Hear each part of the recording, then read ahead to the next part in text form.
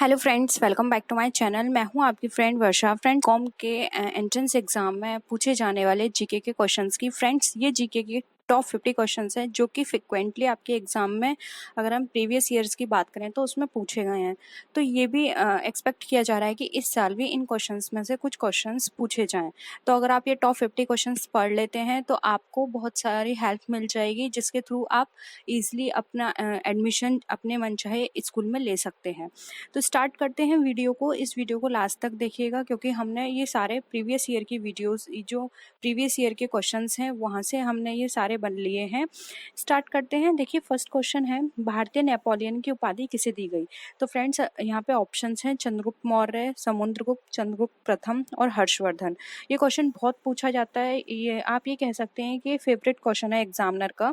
तो देखिए इसका राइट आंसर होगा यहाँ पे option number B, Samudragupta. Samudragupta को भारतीय नेपोलियन भी बोला जाता है। ठीक है, नेक्स्ट क्वेश्चन पे आते हैं।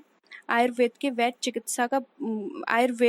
वैद्य चिकित्सा का भगवान मानते हैं। अब ये है ये क्वेश्चन इस तरह से भी आ सकता है कि जो आयुर्वेद के वैद्य चिकित्सक हैं उसके जन्मदाता कौन है। ठीक है, आयुर्वेद के जन्मदाता कौन है, इस तरह से भी क्वेश्चन पूछा जा सकता है।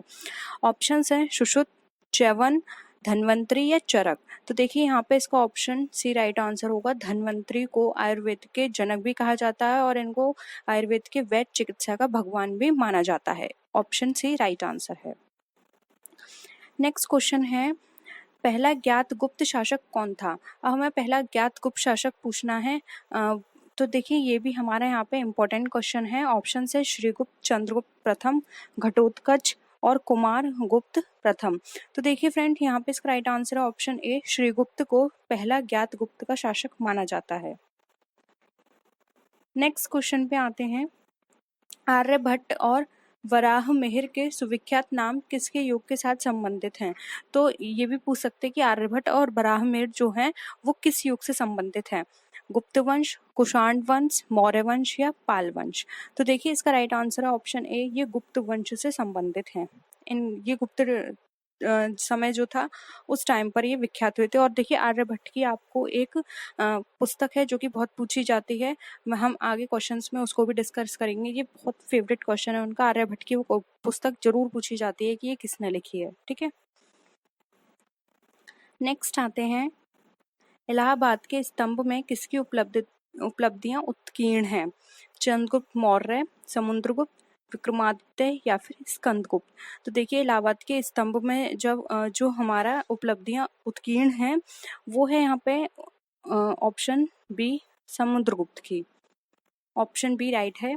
नेक्स्ट क्वेश्चन है, चीनी यात्री फाहियान किस गुप्त शासक के शासनकाल के दौरान भारत आया था?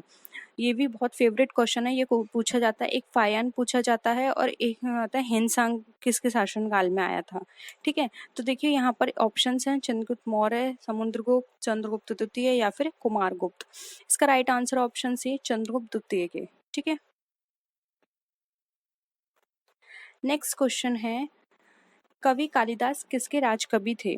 चंद्रगुप्त मौर्य, समुद्रगुप्त, चंद्रगुप्त द्वितीय या फिर कुमारगुप्त के। राइट आंसर है सी, ये चंद्रगुप्त द्वितीय के राजकवि थे। नेक्स्ट क्वेश्चन है,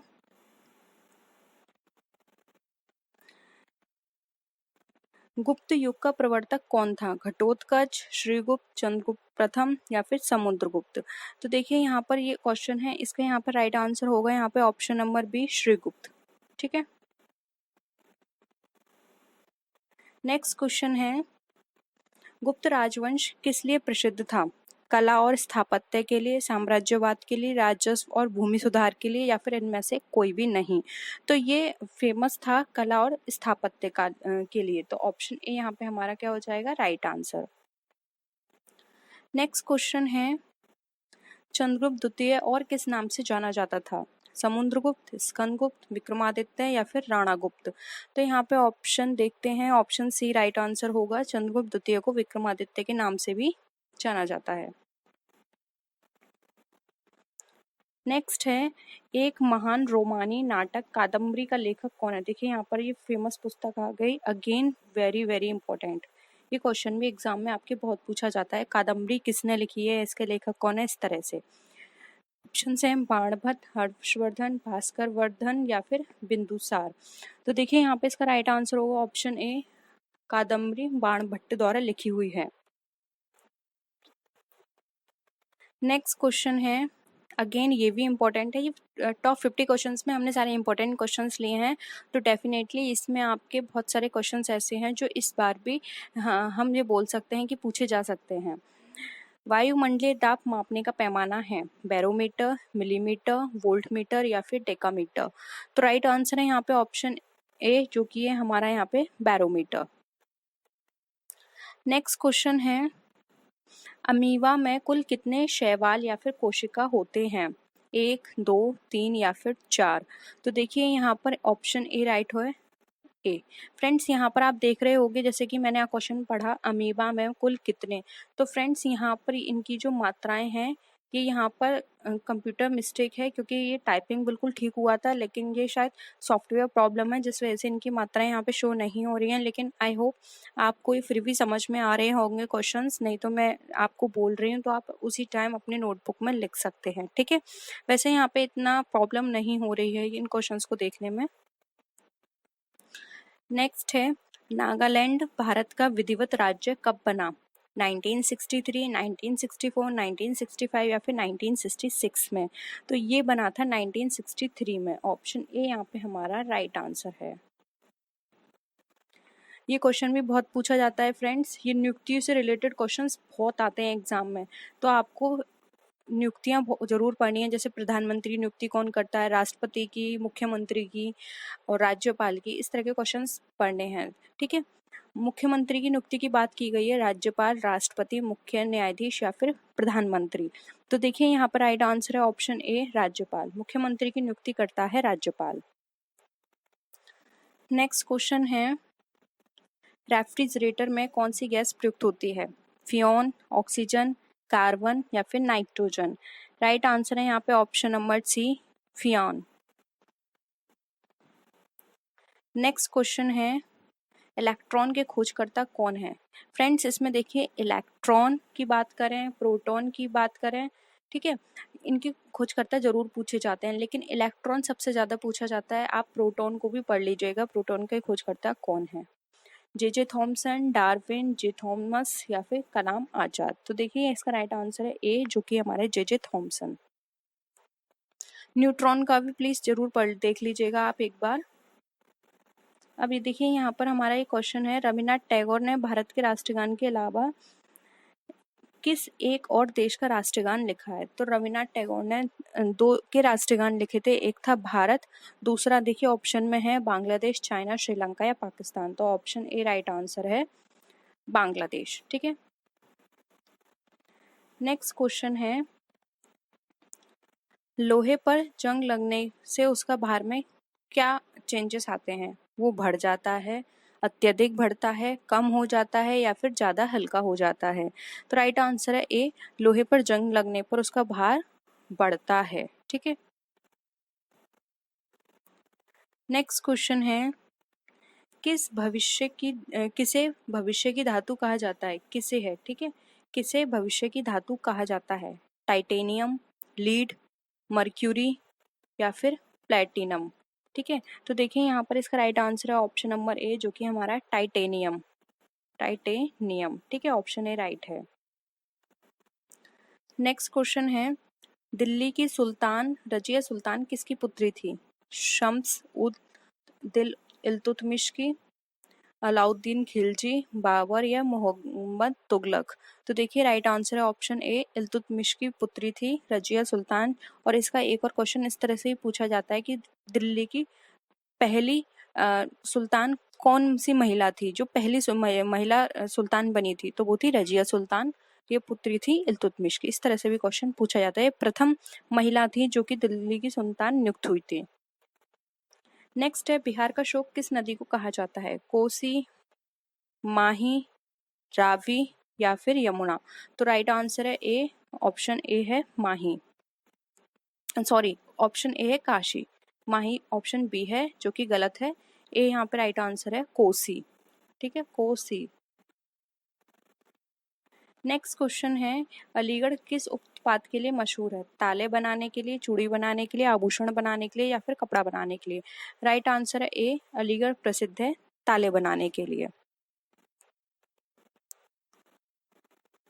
नेक्स्ट क्वेश्चन है, किस भारतीय राज्य में विशाखापट्टनम बंदरगाह स्थित है? ये विशाखापट्टनम बंदरगाह बहुत ही इम्पोर्टेंट है और बहुत फेमस बंदरगाह है, ठीक है। तो आपको ये याद रखना है, एग्जाम में ये बंदरगाह बहुत पूछा जाता है। आंध्र प्रदेश, नागालैंड, मणिपुर या फिर महाराष्ट्र? तो देखिए इसका राइट आंसर है यहाँ पे ऑप्शन नंबर ए, जो कि हमारा आंध्र प्रदेश, ये आंध्र प्रदेश में स्थित है। नेक्स्ट क्वेश्चन है, हमारे सौर परिवार में कितने ग्रह हैं? 8, 9, 7 या 10? तो हमारे सौर परिवार की बात करें तो उसमें ग्रहों की संख्या है 8। ऑप्शन ए यहाँ पे राइट आंसर है। नेक्स्ट क्वेश्चन है,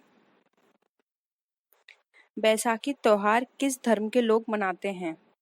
सिख धर्म के लोग, हिंदू, मुस्लिम, ईसाई? तो बैसाखी त्योहार जो है वो सिख धर्म के लोग मनाते हैं। ऑप्शन ए यहाँ पे हमारा राइट आंसर है। नेक्स्ट क्वेश्चन है, अगेन वेरी वेरी इंपॉर्टेंट। कुछ क्वेश्चंस ऐसे हैं जो कि फेवरेट हैं, देख लीजिएगा, इस बार भी हो सकता है ये क्वेश्चंस पूछे जाएं क्योंकि मोस्टली हर बार पूछे जाते हैं। एक क्वेश्चन और है जो कि है जो हमारा मुड़कोपनिषद से है, सत्यमेव जयते, वो मुड़कोपनिषद से लिया गया है। तो ये क्वेश्चन भी बहुत पूछा जाता है कि सत्यमेव जयते कहाँ से लिया गया है, ठीक है। लास्ट ईयर भी क्वेश्चन आया था।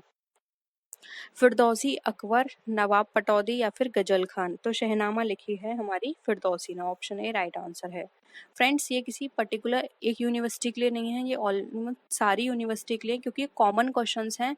आप सिर्फ इसी एग्जाम के लिए नहीं, इसके अलावा और भी एग्जाम्स होंगे, ये उसमें भी हेल्प करेगी। फिर वो आपके चाहे आपके जॉब एग्जाम्स हों, आपके एंट्रेंस एग्जाम हों, आपके ग्रेजुएशन लेवल के लिए, आपके पोस्ट ग्रेजुएशन लेवल के लिए, ये सबके लिए इम्पोर्टेंट है, ठीक है।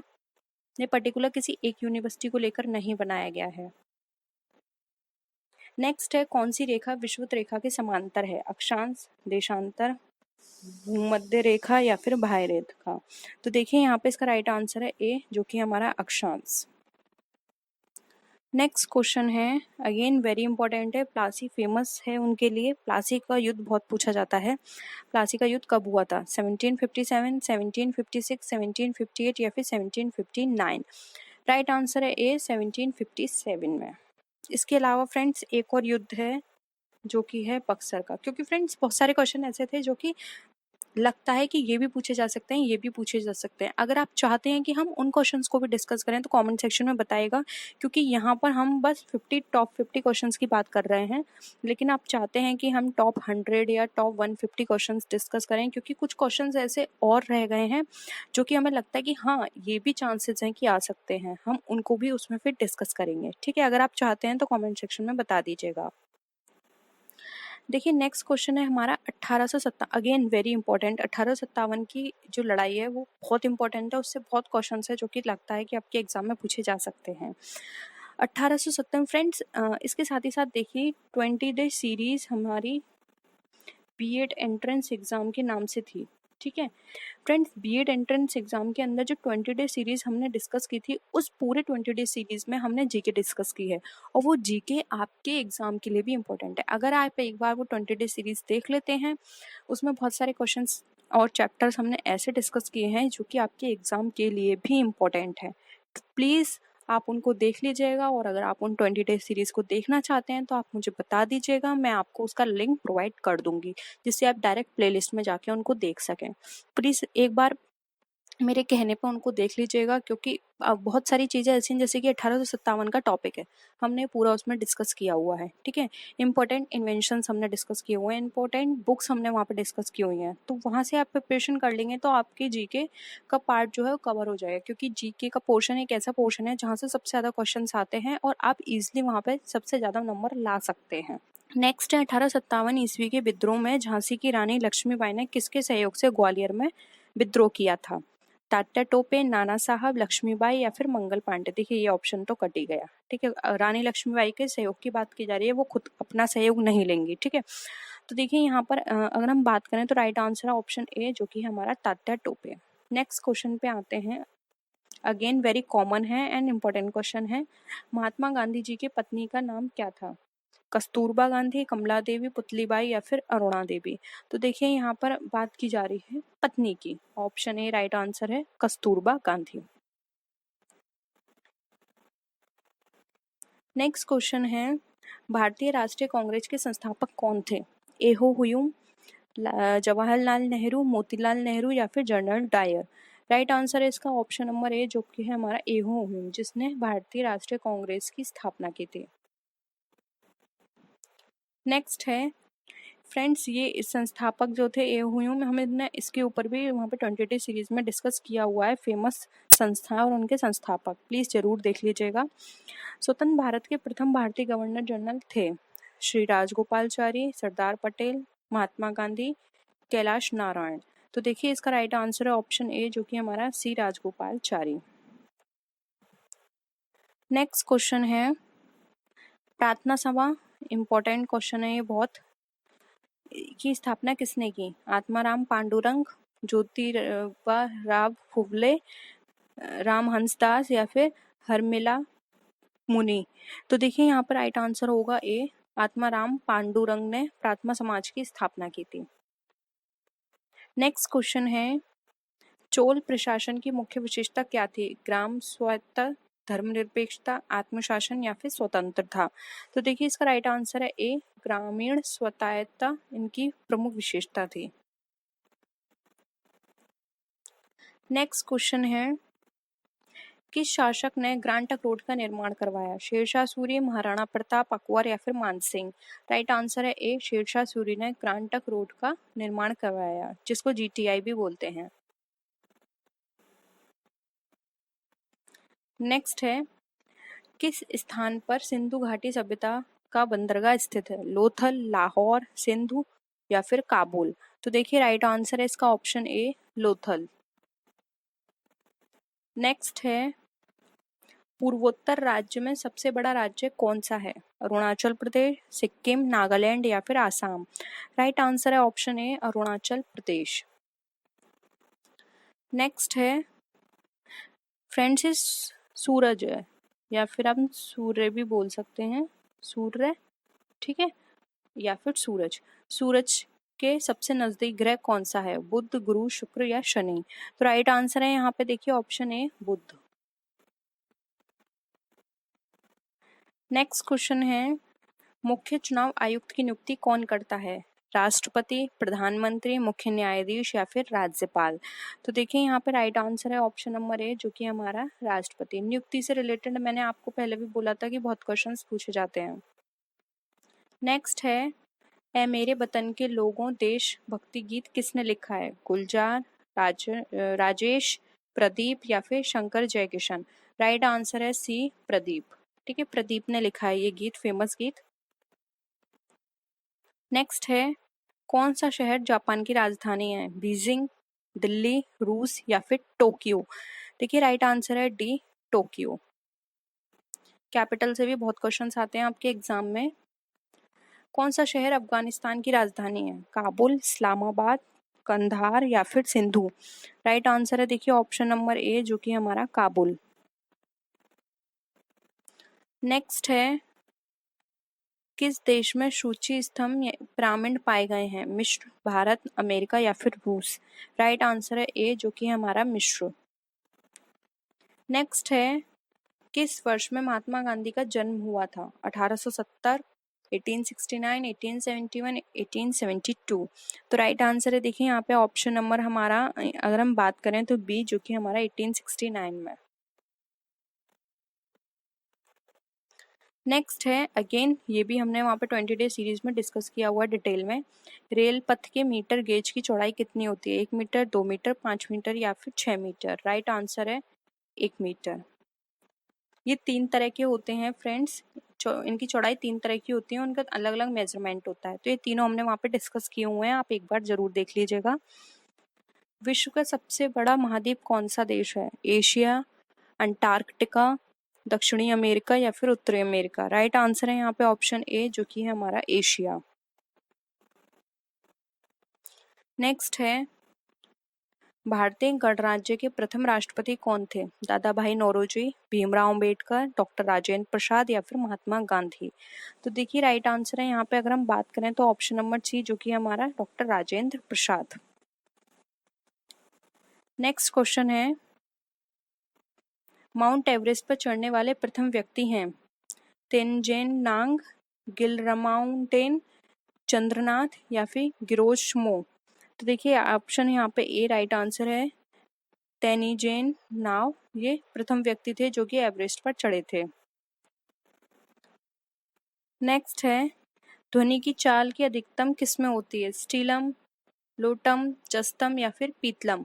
तो देखिए फ्रेंड्स, इसका ऑप्शन ये आंसर आपको मुझे देना है, ठीक है। एक तो क्वेश्चन आप सर्च कर सकते हैं, अगर आपको पता है तो आप बताइए, नहीं तो आप गूगल पे सर्च करिए, ठीक है। क्योंकि एक क्वेश्चन का आंसर आपको यहाँ पे मुझे बताना है कमेंट सेक्शन में। और प्लीज़ 20 डे सीरीज को देखना मत भूलिएगा, मैं आपको डिस्क्रिप्शन बॉक्स में लिंक दे दूंगी, एक बार जरूर देख लीजिएगा, आपको पूरे जीके को कॉन्सेप्ट वहाँ पे क्लियर हो जाएंगे। वहाँ पे बहुत सारे टॉपिक मैंने ऐसे करे हैं जो कि एग्जाम में पूछे जाते हैं, जैसे कि वहाँ पर मैंने आपके साथ डिस्कस किए हुए हैं हमारी लेयर्स, ठीक है, जैसे स्ट्रेटोस्फेयर, मेसोस्फेयर, ये सारी लेयर्स हमने वहाँ पे डिस्कस करी हैं। अर्थ के बारे में डिस्कस किया है, वाटर के बारे में डिस्कस किया है, ठीक है। तो ये सारी चीजें आपको पता होनी चाहिए। तो फर्स्ट क्वेश्चन है, तूती बोलना मुहावरे का सही अर्थ क्या है? रोब होना, प्यार होना, झगड़ा होना या फिर संगीत बजना?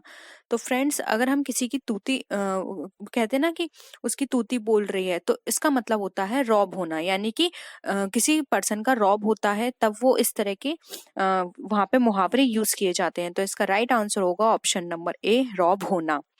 सेकंड क्वेश्चन पे आते हैं, तिल का ताड़ करना मुहावरे का सही अर्थ क्या है? फर्स्ट ऑप्शन है तुच्छ बात को महत्व देना, बी ऑप्शन है छोटी चीज को बड़ा कर देना, सी ऑप्शन है सच्चे व्यक्ति को झूठा साबित करना या फिर डी ऑप्शन है निर्लज्ज होना।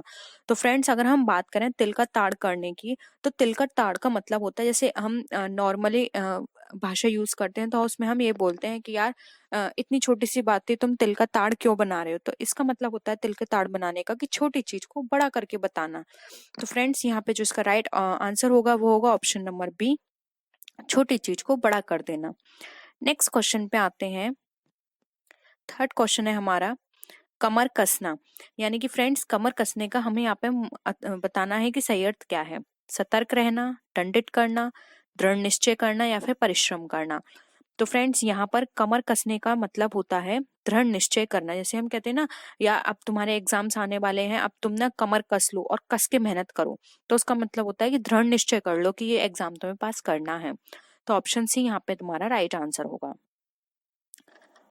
नेक्स्ट क्वेश्चन पे आते हैं, अनुनय विनय से भी न पसीजना, इनमें से किस मुहावरे का अर्थ है? अटल रहना, जड़ हो जाना, टस से मस ना होना या फिर अहिल्य बनना? तो फ्रेंड्स, अगर हम बात करें अनुनय विनय से भी ना पसीजना, इसका मतलब यहाँ पर ये होता है कि हम कहते हैं ना, यार हमने तुमसे इतनी विनती कर ली, इतनी रिक्वेस्ट कर ली, फिर भी तुम अनुनय विनय से नहीं पसीज रहे हो, तो इसका मतलब होता है टस से मस ना होना। तो ऑप्शन सी यहाँ पे तुम्हारा राइट आंसर है। नेक्स्ट क्वेश्चन पे आते हैं, स्वावलंबी होना किस मुहावरे का अर्थ है? ऑप्शंस हैं, ऑप्शन ए है अपने पैरों पर खड़े होना, बी ऑप्शन है अपने पैरों पर कुल्हाड़ी मारना, सी ऑप्शन है आसन डोलना, डी ऑप्शन है अपना उल्लू सीधा करना। तो फ्रेंड्स, स्वावलंबी होना का मतलब होता है यहाँ पर अपने पैरों पर खड़ा होना। कहते हैं ना वो बहुत स्वावलंबी है, यानी कि अपने आप किसी पर निर्भर ना होना, आप अपने अनुसार अपना कार्य करें, तो ये होता है अपने पैरों पर खड़ा होना। तो ऑप्शन ए यहाँ पे राइट आंसर है। नेक्स्ट क्वेश्चन पे आते हैं, पहले हम इंस्ट्रक्शंस पढ़ लेते हैं। प्रश्नों में दिए गए मुहावरे के अर्थ बताने और 4-4 विकल्प दिए गए, सेम वही है ऊपर की तरह। घी में दिए जलाना, यानी कि घी में दिए जलाने का इसमें हमें अर्थ बताना है। ऑप्शन ए है रोशनी करना, ऑप्शन बी है पूजा करना, ऑप्शन सी है खुशी मनाना या फिर ऑप्शन डी है धनवान होना। तो फ्रेंड्स, घी में दिए जलाने का मतलब होता है खुशी मनाना। तो फ्रेंड्स, यहाँ पर राइट आंसर होगा सी, क्योंकि फ्रेंड्स नॉर्मली जब कोई खुशी का माहौल होता है तो इस तरह के मुहावरे यूज किए जाते हैं कि घी के दिए जलाओ, यानी कि जब हम किसी को खुशखबरी देते हैं तो हम उसको बोलते हैं कि घी के दिए जलाओ, एक बहुत बड़ी खुशखबरी आने वाली है। तो खुशी मनाने का मतलब होता है घी के दिए जलाना। नेक्स्ट क्वेश्चन है सिर चढ़ाना। ऑप्शंस है बहुत आदर करना, सेकंड ऑप्शन है बहुत आजादी देना, थर्ड ऑप्शन है पुष्प चढ़ाना, डी ऑप्शन है हमारा चिंता करना। तो फ्रेंड्स सर चढ़ाने का मतलब होता है बहुत आजादी देना। हम कहते हैं ना उसको ज्यादा सर पे मत चढ़ाओ, वो अपनी मनमानी करती है या करता है, तो इसका मतलब होता है आपने उसको बहुत आजादी दे रखी है, उसका जो मन करता है वो वही काम करता है। तो ऑप्शन बी यहाँ पे राइट आंसर है, बहुत आजादी देना। नेक्स्ट क्वेश्चन पे आते हैं। अदृश्य शत्रु अर्थ के अनुरूप उपयुक्त मुहावरा में बताना है, यानी कि मीठी छुरी, मुंह में राम बगल में छुरी, पेट में दाढ़ी, या फिर आस्तीन का सांप। तो फ्रेंड्स अगर हम यहाँ पर बात करें तो लगभग हमारे options A B and D, ये हमारे ऑप्शंस लगभग सेम हैं, तो हमें देखना होगा कि यहाँ पे करेक्ट आंसर क्या होगा। तो फ्रेंड्स मीठी छुरी में तो यहाँ पर ये मोस्टली वहां यूज किया जाता है जब कोई ऊपर से अच्छा बोलता है और अंदर से वो कड़वा होता है। ठीक है, ऊपर से अच्छा अच्छा आपकी तारीफ करना। मुंह में राम बगल में छुरी, यानी कि यहाँ पर ये तब होता है जब हम इस तरह के सेंस में भी इसको यूज कर देते हैं कि ऊपर से तो वो अच्छा बन के दिखाता है लेकिन अंदर से वो उतना ही विपरीत होता है। पेट में दाढ़ी का भी साइंस इसी तरह से लगाया जाता है, लेकिन यहाँ पे अगर हम अदृश्य शक्तियों की बात करें तो इसका मतलब होगा आस्तीन का सांप। यानी कि ये वर्ड हम तब भी यूज कर सकते हैं कि अपने ही घर में होते हुए लोगों को हम कहते हैं कि बाहर वाले ऐसे हैं, बाहर वाले हमारे दुश्मन है, जबकि हमारे घर में खुद जब इसके लिए ज्यादातर ये भी यूज किया जाता है कि घर का भेदी लंका ढाए। ठीक है, ये मुहावरा भी इसमें यूज किया जा सकता है अदृश्य शत्रु में। यानी कि अपने ही लोग अपनी ही हमें लगता है कि अपने हैं, लेकिन वही जाके हमारे जो भी राज होते हैं बाहर जाके बोल देते हैं। तो यहाँ पे अदृश्य शत्रु का जो राइट आंसर होगा वो होगा ऑप्शन डी, आस्तीन का सांप होना। नेक्स्ट क्वेश्चन पे आते हैं। हाथ पसारना मुहावरे का अर्थ क्या है? ऑप्शन ए है मांगना, ऑप्शन बी है विस्तार करना, ऑप्शन सी है देना, ऑप्शन डी है लेना। तो फ्रेंड्स अगर हम बात करें हाथ पसारने की, तो फ्रेंड्स हाथ पसारने में जब हम कहते हैं ना जब देखो तब वो हाथ पसार के आ जाते हैं हमारे पास, यानी कि कभी भी कोई भी हमसे कर्ज लेने आता है या फिर कोई मदद लेने आता है तो आ जाता है, लेकिन उसके बाद वो हमारी कोई इज्जत नहीं करता। तो हम कहते हैं ना कि वो जब देखो तब हमारे घर हाथ पसार के आ जाते हैं। तो हाथ पसारने का मतलब होता है कुछ मांगना। तो ऑप्शन ए यहाँ पे राइट आंसर है। नेक्स्ट क्वेश्चन पे आते हैं। घड़ों पानी पड़ना मुहावरे का सही अर्थ क्या है? ऑप्शन ए भयभीत होना, ऑप्शन बी लज्जित होना, ऑप्शन सी कीचड़ होना, या फिर ऑप्शन डी हार मान लेना।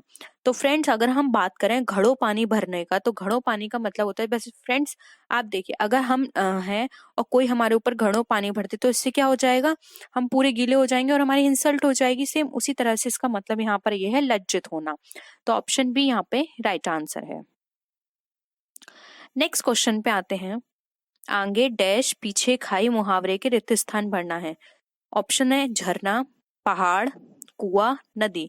तो फ्रेंड्स आपको इस तरह के मुहावरे भी आपके एग्जाम में पूछे जा सकते हैं। तो आपको जो इम्पोर्टेंट या कुछ ऐसे जो मोस्टली यूज किए जाते हैं लैंग्वेज में, जब हम अमूमन जो नॉर्मल भाषा बोलते हैं उसमें यूज किए जाते हैं, तो आपको उन मुहावरों का भी याद होना चाहिए। सिर्फ आपको उसका अर्थ नहीं, आपको वो मुहावरे भी अच्छे से पता होने चाहिए, क्योंकि आपको फिल इन द ब्लैंक्स में उस तरह के पूछे जा सकते हैं। तो फ्रेंड्स ये होता है आगे कुआं पीछे खाई, यानी कि फ्रेंड्स इसका राइट आंसर है सी। ये बोला जाता है ना आगे कुआं पीछे खाई, यानी कि अगर हम कोई राज बोलते हैं तब भी हम किसी परेशानी में आ सकते हैं, और अगर हम वो राज नहीं बताएंगे तब भी हम परेशानी में आ सकते हैं। तो ये हो गया आगे कुआं पीछे खाई। आई होप यहाँ पे आपको सारी चीजें क्लियर हो रही होंगी। अगर किसी भी क्वेश्चन में फिर भी आपको डाउट लगता है तो कमेंट सेक्शन में जरूर बताइएगा। नेक्स्ट क्वेश्चन पे आते हैं। कलम तोड़ना मुहावरे का अर्थ क्या है? ऑप्शन ए जज के द्वारा मृत्युदंड सुनाना, अपना संबंध तोड़ना, लिखे हुए को काट देना, या फिर बहुत अच्छा लिखना।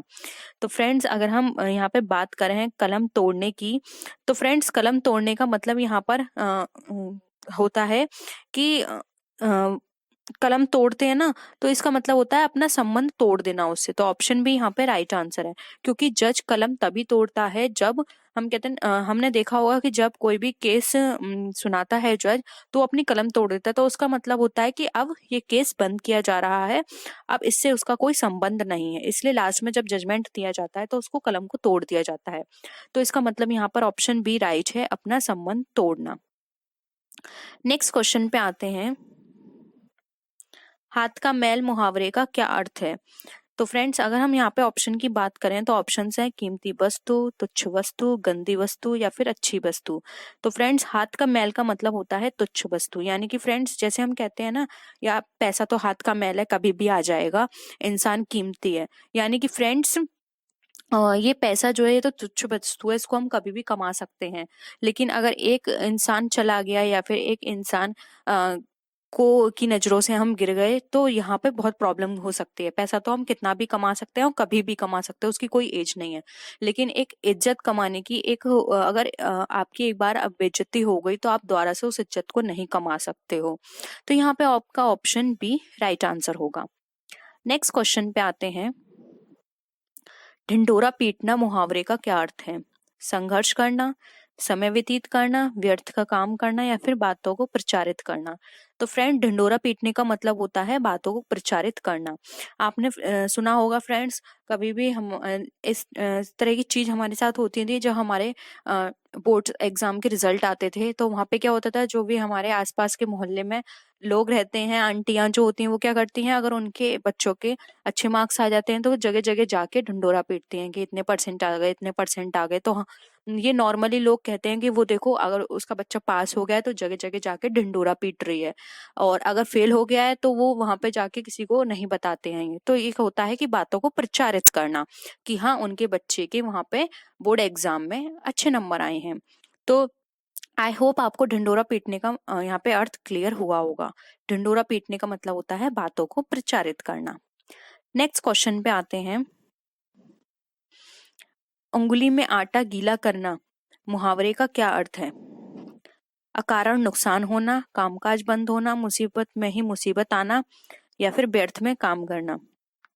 तो फ्रेंड्स, उंगली में आटा गीला करने का, फ्रेंड्स वैसे इस मुहावरे को थोड़ा अलग तरीके से भी ये आ सकता है, जो कहते हैं ना कंगाली में आटा गीला होना। मेन मुहावरा ये होता है, लेकिन यहाँ पे दिया है उंगली में आटा गीला करना, हमें यहाँ पर देखना है। तो फ्रेंड्स, उंगली में आटा गीला करने का यहाँ पे मतलब होता है व्यर्थ का काम करना। उंगली में आटा गीला करना यानी उंगली से जब आप आटा गीला करोगे तो उससे आपका कोई भी रिजल्ट निकल कर नहीं आएगा, तो इसका अर्थ है व्यर्थ का काम करना। जबकि फ्रेंड्स, एक होता है कंगाली में आटा गीला करना, उसका अर्थ होता है मुसीबत पे मुसीबत आना, यानी कि वो पहले से ही गरीब है, आटा गीला और हो गया उसका, यानी कि और मुसीबत आ गई। तो आई होप ये दोनों आपके मुहावरों में आपको डिफरेंस समझ में आया होगा। इसका अर्थ है व्यर्थ का काम करना। नेक्स्ट क्वेश्चन पे आते हैं,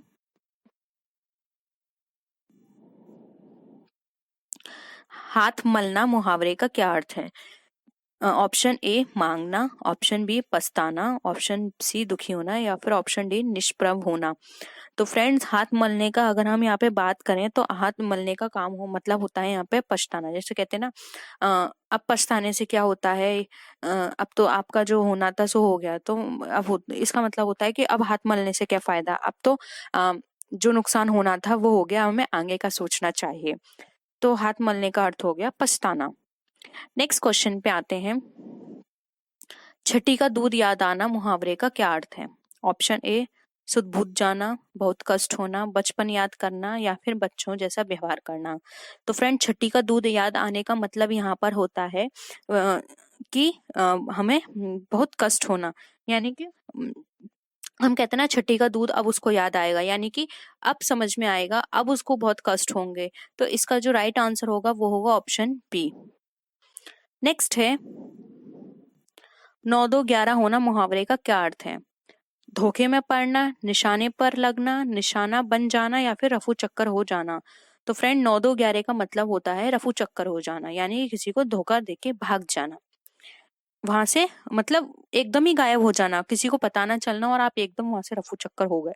तो 9-2-11 का मतलब होता है रफू चक्कर होना। नेक्स्ट क्वेश्चन पे आते हैं, लोहे के चने चबाना मुहावरे का क्या अर्थ है? भूख लगना, कठिन संघर्ष में फंसना, युद्ध करना या फिर चने भूनना। तो फ्रेंड, लोहे के चने चबाने का मतलब होता है यहाँ पर कठिन संघर्ष में फंसना। कहते हैं ना, उसने हाँ वहां पे उसने उनको लोहे के चने चबा दिए, यानी कि उनको कठिन संघर्ष में फंसा दिया। ज्यादातर लोहे के चने चबाने का मुहावरा वहाँ यूज किया जाता है जब हम अपनी आर्मी की बात करते हैं। तब हम कहते हैं कि हमारी आर्मी ने जो दुश्मन की आर्मी थी, दुश्मन के जो आतंकवादी थे उनके लोहे के चने चबा दिए। तो यहाँ पर क्या होता है, कठिन संघर्ष में फंसना। नेक्स्ट क्वेश्चन में आते हैं, कान पर जू ना रेंगना मुहावरे का क्या अर्थ है? माथे में जू रेंग होना, बात को अनसुना करना, कान में कीड़े होना, या फिर बिल्कुल भी नहीं सुनना। तो फ्रेंड्स, कान में जू रेंगने का मतलब होता है बात को अनसुना करना। यानी कि हम कहते हैं ना, जब हम किसी से बात कर रहे होते हैं वो हमारी बातों पे ध्यान नहीं देता, अनसुना करते, तो हम कहते हैं कान पे जू नहीं रेंग रही। यानी कि बातों को वो सुन तो रहा है लेकिन अनसुना कर रहा है। ठीक है, तो ऑप्शन बी यहाँ पे हमारा राइट आंसर है। नेक्स्ट है, बीड़ा उठाना मुहावरे का क्या अर्थ है? पान लगाना, किसी काम का भार लेना, मरने को तैयार होना, या फिर बेकाम कार्य करना। तो फ्रेंड्स, बीड़ा उठाने का मतलब होता है किसी काम का भार लेना। जैसे कहते हैं ना, हमने सफाई का बीड़ा उठाया है, हम अपनी सिटी को क्लीन करके रहेंगे, कहीं भी गंदगी नहीं फैलाएंगे, और जहां भी गंदगी होगी हम उसकी सफाई करेंगे। यानी कि हमने ये बीड़ा उठाया है सफाई का, तो इसका मतलब होता है किसी काम का भार लेना। तो यहाँ पे हमारा ऑप्शन बी राइट आंसर है। नेक्स्ट क्वेश्चन है, आस्तीन का सांप मुहावरे का क्या अर्थ है? बहुत प्यारा, पीठ पर घाव होना, सांप काटना, या फिर दोस्त के रूप में दुश्मन का काम करना। तो फ्रेंड्स, इसका राइट आंसर है डी, दोस्त के रूप में दुश्मन का काम करना। वो ऊपर से तो दिखाता है दोस्त है, लेकिन वो दुश्मन की तरह काम कर रहा है, तो वो होता है आस्तीन का सांप। नेक्स्ट है, नेक्स्ट क्वेश्चन है, कान भरना मुहावरे का क्या अर्थ है? बहकाना, बहकावे में आना, बहक जाना, या फिर कान में तेल डालना। तो फ्रेंड्स, कान भरने की अगर हम बात करें तो इसका मतलब होता है बहकाना, यानी कि कोई किसी को बहका रहा है, उसके कान भर रहा है। तो राइट आंसर होगा ऑप्शन नंबर ए, बहकाना। नेक्स्ट क्वेश्चन पे आते हैं, हजामत बनाना मुहावरे का क्या अर्थ है? आर्थिक तंगी होना, बेवकूफ बनाना, उपहास करना, या फिर नरमी से काम करना। तो फ्रेंड्स, यहाँ पर अगर हम बात करें कि हजामत बनाने का क्या अर्थ होता है, तो फ्रेंड्स, हजामत बनाने का मतलब यहाँ पर है बेवकूफ बनाना, कि वो किसी को बेवकूफ बना रहे हैं, तो वहां पे यूज किया जाता है उसने तो तेरी हजामत बना दी। यानी कि फ्रेंड्स, यहाँ पर जो राइट आंसर होगा वो होगा ऑप्शन नंबर बी, बेवकूफ बनाना। नेक्स्ट क्वेश्चन पे आते हैं, हौसला पस्त होना मुहावरे का क्या अर्थ है? उत्साह ना रह जाना, इच्छा पूर्ण होना, भय का कारण, या फिर खाली बैठे रहना। तो फ्रेंड्स, हौसला पस्त होने का यहाँ पे जो राइट आंसर होगा वो होगा उत्साह ना रह जाना। यानी कि हौसला पस्त हो गया, उसके अंदर जो उत्साह था वो खत्म हो गया। तो राइट आंसर होगा ऑप्शन नंबर ए। नेक्स्ट क्वेश्चन पे आते हैं, हाँ में हाँ मिलाना मुहावरे का क्या अर्थ है? खुशामद करना, हार मान लेना, बुद्धि ठीक होना, या फिर तेज चलना। तो फ्रेंड्स, हाँ में हाँ की अगर बात करें, हाँ में हाँ मिलाने की, तो इसका राइट आंसर होगा खुशामद करना। ठीक है, तो फ्रेंड्स, राइट आंसर है खुशामद करना। नेक्स्ट क्वेश्चन है, सिर पर सवार होने का क्या अर्थ होगा? पीछे पड़ना, शोक करना, प्रतिवाद करना, या फिर चकित होना। तो फ्रेंड्स, अगर हम बात करें सिर पर सवार होने की, तो इसका राइट आंसर होता है पीछे पड़ना। कहते हैं ना, सिर पे सवार हो गया वो, तो यानी कि वो किसी चीज के पीछे पड़ गया। तो राइट आंसर होगा ऑप्शन नंबर ए। नेक्स्ट क्वेश्चन पे आते हैं, मुंह की खाना मुहावरे का क्या अर्थ है? बुरी तरह हारना, मुंह से खाना, तंग करना, या फिर विरोध करना। तो फ्रेंड्स, मुंह की खाने का मतलब होता है बुरी तरह से हारना। जब कोई पर्सन बुरी तरह से हार जाता है तो वहां पर यूज किया जाता है कि वो तो मुंह की खा गया, या फिर किसी को बहुत लॉस हो जाता है तब कहते हैं कि उसको तो मुंह की खानी पड़ी। तो यहाँ पे राइट आंसर होगा ऑप्शन नंबर ए। नेक्स्ट है, मुट्ठी गर्म करना मुहावरे का क्या अर्थ होगा? आग तापना, घूस देना, मुक्का मार लगाना, या फिर धाक जमाना। तो फ्रेंड्स, मुट्ठी गर्म करने का यहाँ पर मतलब है ऑप्शन नंबर बी, यहाँ पे राइट आंसर होगा घूस देना। किसी को जब हम घूस देते हैं तो हम कहते हैं ना, मुट्ठी गर्म करिए हमने उसकी, हमारा काम तो हो जाएगा। यानी कि हमने उसको घूस दे दिया, अब हमारा काम हो जाएगा। तो ऑप्शन बी राइट आंसर है। नेक्स्ट क्वेश्चन है आज का, पहाड़ टूट पड़ना मुहावरे का क्या अर्थ है? भारी विपत्ति आना, खूब लाभ कमाना, इज्जत बचाना या फिर तूफान आना।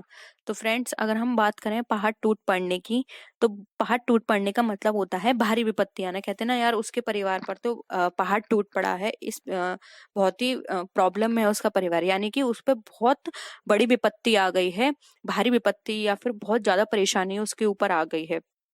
तो यहाँ पे इसका जो राइट आंसर होगा वो होगा भारी विपत्ति आना। जी फ्रेंड्स, इसमें आपको जो बाहर जो वैल्यूज दिख रही हैं ये 9, 11, 23 एंड 6, आपको क्या करना है, इन वैल्यू को ऐड करना है। जब इन वैल्यू को ऐड कर लेंगे तो आपको जो आंसर मिलेगा वो होगा 49। सेम उसी तरह से फ्रेंड्स आपको क्या करना है, आपको 7, 12, 8 एंड 13 इन चारों वैल्यू को ऐड करना है और आपको मिलेगा जो वैल्यू वो है 40। तो यानी कि ये वाली सीरीज आप कंटिन्यू कर सकते हैं। उसी तरह से आपको क्या करना है, 16, 9, 26 एंड 8 इन चारों वैल्यू को ऐड करेंगे और इनको ऐड करने के बाद जो आपको वैल्यू मिलेगी वो होगी 59। तो देखिए फ्रेंड्स ऑप्शन सी में हमें 59 गिवन है, तो हमारा जो राइट आंसर होगा वो होगा option number C 59। Next question पे आते हैं। यहाँ पर देखिए फ्रेंड्स अगेन हमें इसी तरह का दे रखा है, तो कोशिश करेंगे हम कि दोबारा से हम यही मेथड देखें, क्योंकि हो सकता है कि इसमें भी वही मेथड फॉलो किया गया हो। तो हम ऐड करेंगे 11 में 44, 44, 33 एंड 22 इन चारों को हम ऐड करेंगे और ऐड करने के बाद हमें वैल्यू मिलेगी 110, यानी कि ये वाली हमारा मेथड बिल्कुल करेक्ट है। सेकंड में और चेक कर लेते हैं, 15, 40, 33 एंड 24 इन चारों वैल्यू को ऐड करने पर हमें वैल्यू मिलेगी 112। सेम उसी तरह से आप यहाँ पर चेक कीजिए फ्रेंड्स, यहाँ पर जो हमें वैल्यू मिल रही है हमें इस वैल्यू को फाइंड आउट करना है। तो आप क्या करोगे, 12, 34 एंड 23 आपको इन तीन वैल्यू को काउंट करना है। इन तीन वैल्यू को काउंट करने के बाद आप ये जो 114 है वैल्यू है इसमें आप माइनस कीजिए 12, 34 एंड 23। आप इनको जब कैलकुलेट करेंगे तो ये कैलकुलेट करके जो आपकी वैल्यू निकल कर आएगी वो होगी 69, जबकि आपको क्या चाहिए 140। तो आपको क्या माइनस करना होगा 69 में। जब आप माइनस करेंगे 114 को माइनस करेंगे 69 में तो आपको जो वैल्यू मिलेगी वो होगी 45। तो देखिए फ्रेंड्स यहाँ पे जो हमें ऑप्शन बी में गिवन है वैल्यू 45, ये हमारा यहाँ पे राइट आंसर है। नेक्स्ट क्वेश्चन पे आते हैं। देखिए फ्रेंड्स ये क्वेश्चन थोड़ा बड़ा है तो मैं स्क्रीन छोटी कर रही हूँ, आई होप आपको अभी क्लियर हो रहा होगा। 2, 4 एंड 20 इस तरह से ये वैल्यूज हमें गिवन है y के फॉर्म में। अब हम देखते हैं कि इसमें कौन सा मेथड यहाँ यूज किया गया है। तो फ्रेंड्स चेक कीजिए, ये 2 का स्क्वायर कितना होता है 4 एंड 4 का स्क्वायर कितना होता है 16, दोनों को ऐड करेंगे कितना आ जाएगा 20। तो देखिए यहाँ पे 20 आ गया। 3 का स्क्वायर कितना होता है, 3 का यहाँ पे स्क्वायर होता है हमारा 9 एंड 9 का स्क्वायर कितना होता है 81। अब इन दोनों को प्लस करेंगे तो हमारा आ जाएगा 90। सेम उसी तरह से 7 का स्क्वायर करेंगे तो हमारा आएगा 49, 1 का स्क्वायर 1 ही रहता है तो यहाँ पर आ जाएगा 50। तो ऑप्शन सी यहाँ पे हमारा राइट आंसर है 50। नेक्स्ट क्वेश्चन पे आते हैं। यहाँ पर हमें ये वैल्यू दे रखी है फ्रेंड्स, यहाँ पर अलग अलग वैल्यू हैं। आप देखिए इन दोनों के बीच में ज्यादा स्पेस नहीं छोड़ा गया है, लेकिन ये वैल्यू इस तरह से गिवन है। तो आपको देखना है 3, 6, 4, 8, 28, 7, 7 क्वेश्चन मार्क एंड 6 ये पेयर है इनके। तो फ्रेंड चेक कीजिए, आप 3 को पहले मल्टीप्लाई कीजिए 4 से। 3 को आप मल्टीप्लाई करेंगे 4 से तो कितना निकल कर आएगा आपका 12, और 12 को जब आप डिवाइड करेंगे 2 से तो आपका निकल कर आएगा ये 6। सेम उसी तरह से आप क्या करेंगे 8 को मल्टीप्लाई करेंगे 7 से, 8 को मल्टीप्लाई करेंगे 7 से तो आपका जो आंसर निकल कर आएगा वो होगा 56, और जब आप इसको 2 से डिवाइड करेंगे तो आपको कितना मिल जाएगा आंसर 28 जो कि गिवन है। अब आप क्या करेंगे 7 को 6 से मल्टीप्लाई करें, आप मल्टीप्लाई करेंगे 7 इंटू 6 और जो भी आपका प्रोडक्ट निकल कर आएगा आप उसको 2 से डिवाइड कर देंगे। तो आपको डिवाइड करने के बाद जो आंसर निकल कर आएगा फ्रेंड्स वो आएगा आपका 21। तो ऑप्शन बी यहाँ पे आपका राइट आंसर है 21। नेक्स्ट क्वेश्चन पे आते हैं। अगेन ये उसी तरह का क्वेश्चन है अभी जो हमने क्वेश्चन यहाँ सॉल्व किया है। देखिए फ्रेंड्स, यहाँ पे सबसे पहले हम आपस में मल्टीप्लाई करके देख लेते हैं। आप 13 को मल्टीप्लाई करेंगे 17 से तो आपका आंसर निकल कर आएगा 221। वहीं आप अगर 12 को 19 से मल्टीप्लाई करते हैं तो आपका आएगा 228। और आप 13 को आप 18 से मल्टीप्लाई करेंगे तो आपका जो आंसर निकल कर आएगा वो होगा 234। तो देखिए ऑप्शन बी में आपको आंसर गिवन है 234। तो आपका जो राइट आंसर है वो है ऑप्शन नंबर बी 234। तो आई होप आपको ये क्लियर होगा। नेक्स्ट क्वेश्चन पे मूव करते हैं।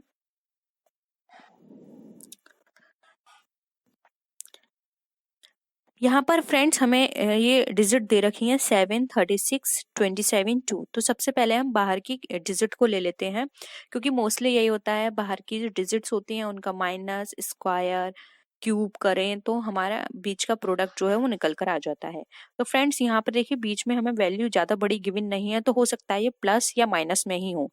तो हम क्या करेंगे 7, 36, 36, 2, 27, 2 एंड 27, 2 यानी कि इन चारों को आपस में हम ऐड कर लेंगे। ऐड करने के बाद हमारा जो आंसर निकल कर आएगा वो होगा 72। सेम उसी तरह से 4, 70, 9, 69 इन चारों वैल्यू को आपस में ऐड करेंगे तो हमारा निकल कर आ जाएगा 152। अब हमें क्या करना है 9, 95, 15 एंड 4 इन तीनों वैल्यू को आपस में ऐड करना है। इन तीनों वैल्यू को जब हम आपस में ऐड करेंगे तो फ्रेंड्स हमारे पास जो आंसर निकल कर आएगा वो यहाँ पर जो हमारा आंसर होगा 95, 15 एंड 4 का, वो हमारा आंसर यहाँ पर होगा 114। अब फ्रेंड्स 114 हमारा आंसर है, लेकिन यहाँ पे कितना गिवन है 123। तो 123 में जब हम 114 को माइनस करेंगे तो हमारा जो आंसर निकल कर आएगा वो होगा 9। तो देखिए फ्रेंड्स ऑप्शन ए यहाँ पे 9 गिवन है, तो हमारा जो राइट आंसर है वो है ऑप्शन नंबर ए 9। नेक्स्ट क्वेश्चन पे आते हैं। अब यहाँ पर हमें डिजिट्स दे रखी हैं, हमें देखना है कि इसमें क्या है। तो फ्रेंड्स देखिए यहाँ पे साफ पता पड़ रहा है 2 से मल्टीप्लाई किया 3 का तो यहाँ पर आ गया 6, 7 से मल्टीप्लाई किया 12 का तो आ गया 84। अब 9 से मल्टीप्लाई करेंगे 15 में तो हमारा क्या आएगा, यानी कि जब हम 15 का 9 से मल्टीप्लाई करते हैं तो हमारा आना चाहिए आंसर 135।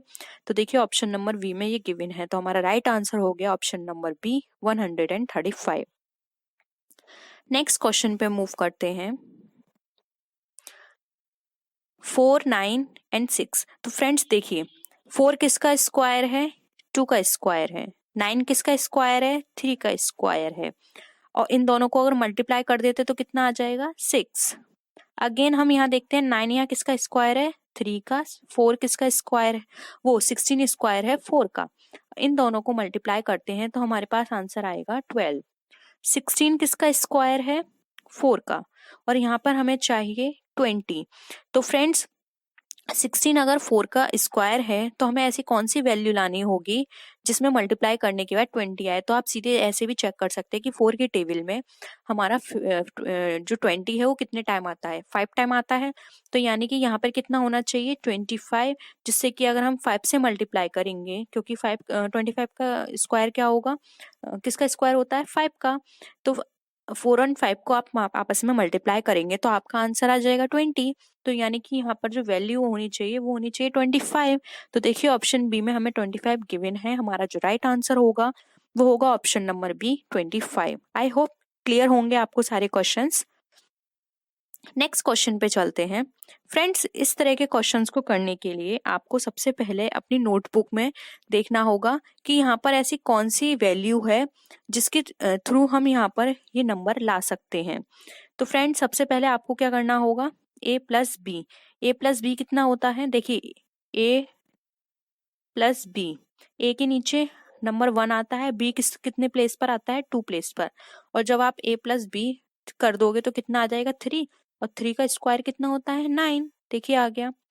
वही सी है, सी का प्लेस नंबर क्या होता है 3, और डी का प्लेस नंबर क्या होता है 4। 3 और 4 कितना हो गया यहाँ पर 7, और 7 का स्क्वायर कितना होता है यहाँ पे 49। आई होप क्लियर हो रही होंगी सारी चीजें आपको। अब आपको बताना है ई का प्लेस नंबर क्या है। तो फ्रेंड्स ई का प्लेस नंबर होता है 5 और यहाँ पे एफ गिवन है तो एफ का प्लेस नंबर होता है 6। तो बताइए फ्रेंड्स ये कितना आंसर हुआ। तो फ्रेंड्स इसका जो राइट आंसर आएगा वो होगा 11। ठीक है, 11 आ गया। अब हम 11 का स्क्वायर कर देते हैं तो हमारा राइट आंसर क्या आएगा, हमारा राइट आंसर आएगा 121।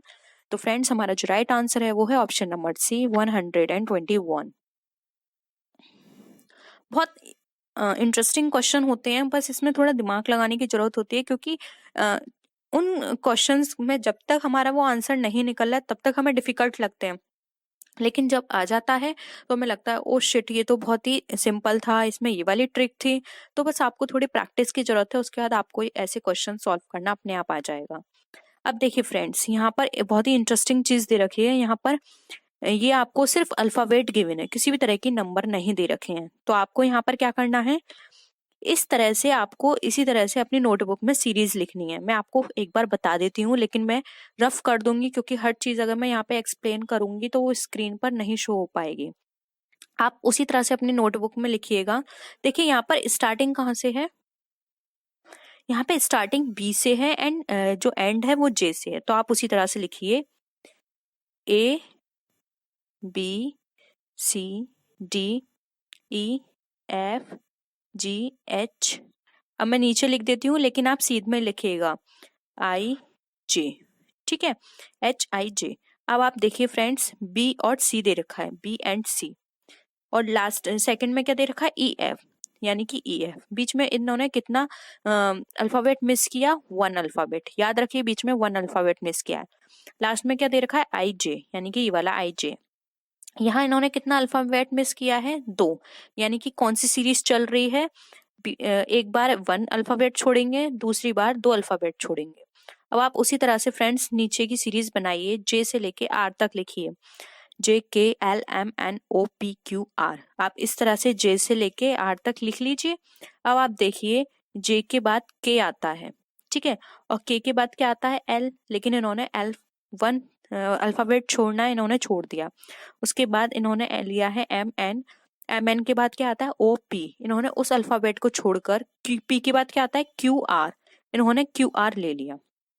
अब उसी तरह से अब मैं इसको पूरा आपको बता देती हूँ, RSTUVWXYZ। अब आप देखिए फ्रेंड्स RS इन्होंने लिया है, बीच में एक अल्फाबेट छोड़ा है, फिर उन्होंने UV लिया है, उसके बाद 2 अल्फाबेट छोड़े हैं। तो अब कितना आएगा, अब आना चाहिए YZ। तो ऑप्शन बी 4 हमारा यहाँ पे राइट आंसर है, Y एंड Z। अगेन मैं बोल रही हूँ फ्रेंड्स बी नहीं है, क्योंकि कई बार ऐसा होता है हम लोग आपको आंसर करते हैं तो गलती से कुछ ऑप्शन रिपीट हो जाता है या फिर गलत बोल दिया जाता है तो आप लोग कंफ्यूज हो जाते हैं। मैं बार बार बोल रही हूँ ऑप्शन नंबर 4 यहाँ पे राइट है, क्योंकि आप देख सकते हैं YZ यहाँ पर आएगा, हमें 2 नंबर यहाँ पे रिप्लेस करने हैं उसके बाद। तो ऑप्शन नंबर डी जो कि है हमारा YZ हमारा राइट आंसर है। नेक्स्ट क्वेश्चन पे आते हैं, ACF। अब देखिए फ्रेंड्स यहाँ पर नीचे नंबर गिवन है तो आपको सीरीज पहले ऐसे देखनी होगी। अब देखिए फ्रेंड्स ABCDEF,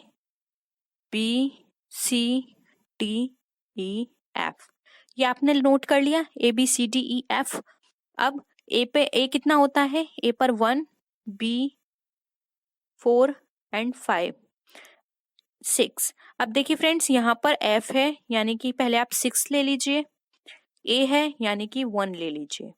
आप इसको माइनस करेंगे तो कितना निकल कर आएगा 5। तो देखिए यहाँ पे 5 आपको गिवन है।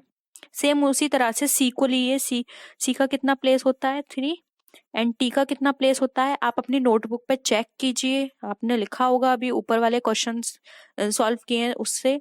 तो फ्रेंड टी का जो वैल्यू होती है वो होती है 20 नंबर पे टी आती है। इन दोनों को आप माइनस करेंगे तो आपको जो वैल्यू मिलेगी वो होगी 17।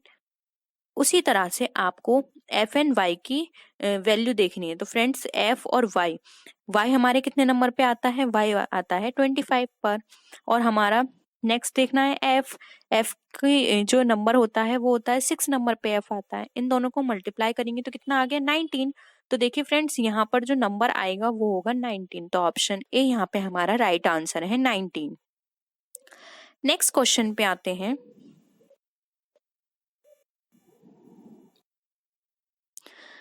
ये बहुत ही इंटरेस्टिंग क्वेश्चन है फ्रेंड्स, और थोड़ा डिफिकल्ट भी है क्योंकि इसको करने में आपको बहुत टाइम लगेगा। तो प्लीज मैं आपसे बार बार यही कहूंगी कि आप ऐसे क्वेश्चंस को बाद में कीजिएगा, क्योंकि ऐसा भी हो सकता है कि आप सॉल्व कर रहे हैं लेकिन लास्ट तक आपका सोल्यूशन ना निकले, तो हो इसके चक्कर में आपके और क्वेश्चंस भी रह जाएंगे। तो इस तरह के क्वेश्चंस अगर आपको थोड़ी देर प्रैक्टिस करने के बाद भी आपको लगता है कि आप नहीं पहुंच पा रहे हैं जो इसका आंसर है, तो आप उसको छोड़ दीजिए, उसी टाइम नेक्स्ट करने पे लग जाइए। ऐसे क्वेश्चंस आप बाद में सॉल्व कीजिए। तो फ्रेंड्स यहाँ पर दे रखा है हमें 4, 16, 64 एंड 9। देखिए फ्रेंड्स, नंबर को देख के लग रहा है कि ये स्क्वायर हैं सारे, ठीक है, किसी ना किसी के, जबकि बीच में जो 17 है ये बहुत स्मॉल डिजिट है इनके सामने। तो हम ये नहीं कह सकते कि आप इन चारों को प्लस कर दीजिए तो आपको मिडिल वैल्यू मिल जाएगी, ऐसा नहीं हो सकता। तो आपको देखना है ये स्क्वायर किस किस के हैं। 2 का स्क्वायर क्या है? 4। 16 का स्क्वायर, 16 किसका स्क्वायर होता है? 4 का। 9 किसका स्क्वायर होता है? 3 का। एंड 64 किसका स्क्वायर होता है? 64 स्क्वायर होता है हमारा 8 का। तो फ्रेंड्स क्यों ना हम अब इनको प्लस करके देखें। 8, 3, 14 एंड 2। तो फ्रेंड्स अगर हम इनको प्लस करेंगे तो हमारी डिजिट निकल कर आएगी 17। तो देखिए मिडिल में हमें 17 गिवन है। सेम उसी तरह से हम देखते हैं 36। 36 किसका स्क्वायर होता है? 6 का। 1, 1, 1 का ही होता है। 16 अगेन 4 का। 4 किसका होता है? 2 का स्क्वायर होता है। अब आप इनको सबको प्लस कर लीजिए, देखिए आपका आंसर निकल कर आएगा 13। तो देखिए मिडिल में हमें जो वैल्यू दे रखी है वो है 13। नेक्स्ट क्वेश्चन पे आते हैं 25। 25 किसका स्क्वायर है? 5 का। 81 किसका स्क्वायर है? 9 का। 4 किसका स्क्वायर है? 2 का। एंड 36 किसका स्क्वायर है? 6 का। अब आप इन सबको प्लस कर लीजिए, आपको जो यहाँ पे वैल्यू निकल कर आएगी फ्रेंड्स 5, 6, 2 एंड 9 की, ये वैल्यू होगी आपकी 22। तो आपका ऑप्शन नंबर डी यहाँ पे राइट आंसर होगा। अभी भी फ्रेंड्स आपको कोई भी डाउट हो किसी भी क्वेश्चन में, या फिर आपको लगता हो कि इस तरह से भी सॉल्व कर सकते हैं हम, तो प्लीज कमेंट सेक्शन में जरूर बताना। नेक्स्ट क्वेश्चन पे आते हैं फ्रेंड्स। यहाँ पर आपको देखिए एक दूसरे से मल्टीप्लाई करना होगा। पहले आप 9 का 9 किसका स्क्वायर 9 का स्क्वायर कितना होता है? 81। 5 का कितना होता है? 25। अब आप क्या करेंगे? इन दोनों को आपस में माइनस करेंगे। 81 में आप 25 को जब माइनस करेंगे तो आपकी वैल्यू निकल कर आएगी 56। उसी तरह से फ्रेंड्स 5 का जो स्क्वायर होता है 25 है, एंड 8 का कितना होता है? 64। तो जब आप 85 वो 25 एंड 64 को आपस में माइनस करेंगे, 64 में जब आप 25 माइनस करेंगे तो आपकी वैल्यू निकल कर आएगी 39। ठीक है, सेम उसी तरह से 9, 81, 9 का स्क्वायर 81 एंड 8 का स्क्वायर कितना होता है? 64। जब आप इन दोनों को माइनस करेंगे तो आपकी वैल्यू निकल कर आएगी 17। तो आपको इसी तरह से सॉल्व करना है। ये आप चेक कर लीजिएगा, वैसे मैंने चेक कर लिया है, सही है, इसमें सारी वैल्यूज जो हैं वो सही दे रखी हैं। अब आप करिए 3 का स्क्वायर कितना होता है? 3 की वैल्यू जब हम स्क्वायर करके निकालते हैं तो ये होती है हमारी 9। ठीक है, 6 का कितना होता है? 36। अब 36 बड़ी संख्या है, तो 36 में से आप जब 3 को 9 को माइनस करेंगे तो आपकी वैल्यू निकल कर आएगी 27। तो देखिए फ्रेंड्स ऑप्शन में 27 गिवन है, तो आपका जो राइट आंसर होगा वो होगा ऑप्शन नंबर बी 27। उसी तरह से फ्रेंड्स आप यहाँ पे चेक भी कर सकते हैं। 7 का कितना होता है? 7 स्क्वायर का 49। 6 का कितना होता है? 36। जब आप 49 में से 36 को माइनस करेंगे तो आपके पास वैल्यू आएगी 13। देखिए ये रही 13। तो आप इस तरह से चेक कर सकते हैं, हमारा ये वाला मेथड यहाँ पे अप्लाई होगा।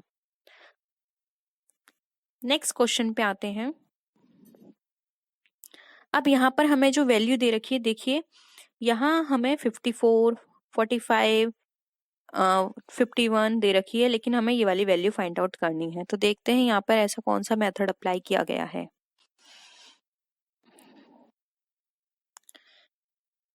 यहाँ पे फ्रेंड्स देखिए 13 हमें गिवन है -12।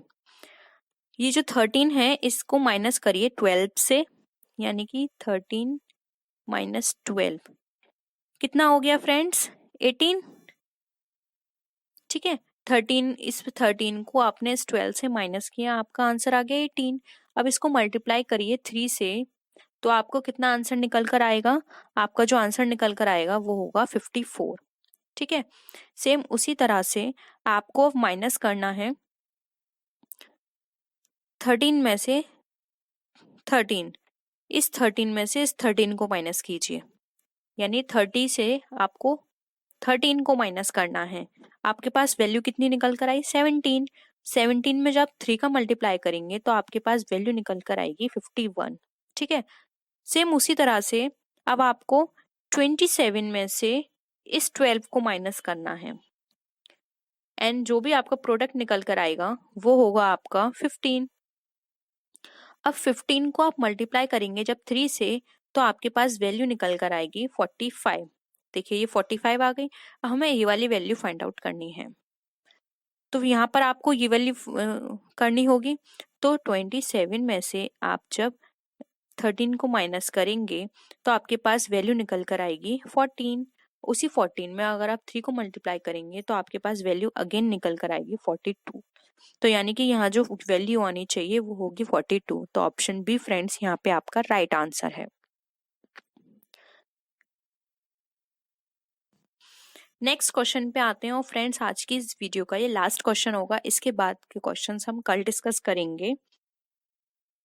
देखिए फ्रेंड्स, यहाँ हमें दे रखा है 3, 4, 5 और लास्ट में दे रखा है 7। देखते हैं ऐसा क्या इसमें मेथड हमें लगाना है कि हमारा लास्ट में हमारा 7 निकल कर आए। फ्रेंड्स यहाँ पर आप मल्टीप्लाई कीजिए 3 को 4 से। 3 4 जा कितना होता है? 12, और इस 5 को इससे माइनस कर दीजिए, कितना निकल कर आ गया आपका? 7।